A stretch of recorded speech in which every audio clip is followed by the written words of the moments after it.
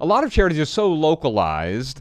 Goodwill is the big exception. I really like Goodwill. I enjoy donating stuff to Goodwill for a couple reasons. One is it's convenient. Two is they have 2,700 donation locations around the United States, and but I understand people's aversion to it because they're like, well, if I donate my clothes, they're going to sell it, and then how do I make sure those clothes get to people in need? Well, Goodwill is still a charity. They take that money. Last year, I think they made $2.8 billion, 84% of which is used for charitable, non-overhead related expenses. Right. That's pretty phenomenal. That's pretty awesome. I mean, a charity that uses, United Way, I doubt, uses 84% of their revenue, their donations for charitable goods. And so they, in fact, let's put a link there in the show notes to show a lot of the good that Goodwill does without getting bogged down in the stats of it. Goodwill does a ton of good. Now one thing, Ryan, that is difficult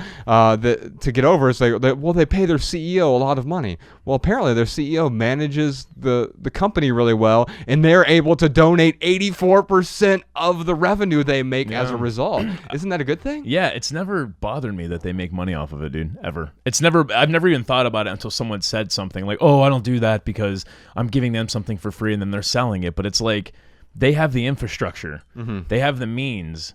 And it's not like they're trying to gouge people with their prices. I mean, I don't know if you've ever shopped at Goodwill. I know both of us have. Yes. And dude, they're not gouging for prices. So I am totally happy to give my goods to someone who has the infrastructure to redistribute those goods to people who actually need them. That has never bothered me.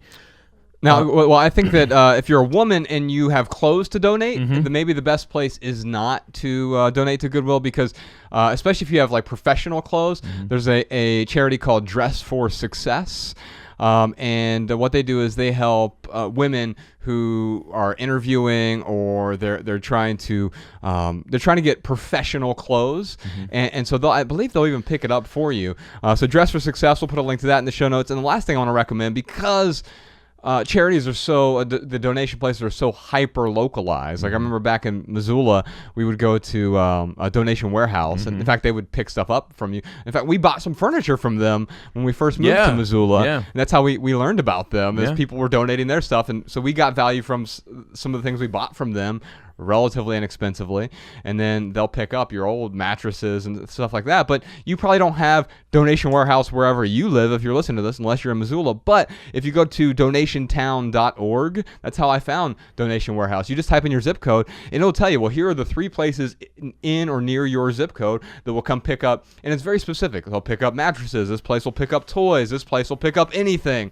And so if you go to donationtown.org, you can find the local charity for you. Or if that doesn't help you out, especially with things like batteries, those are hard to get rid of. Especially we live in California, it's illegal for us to throw out batteries in the trash can.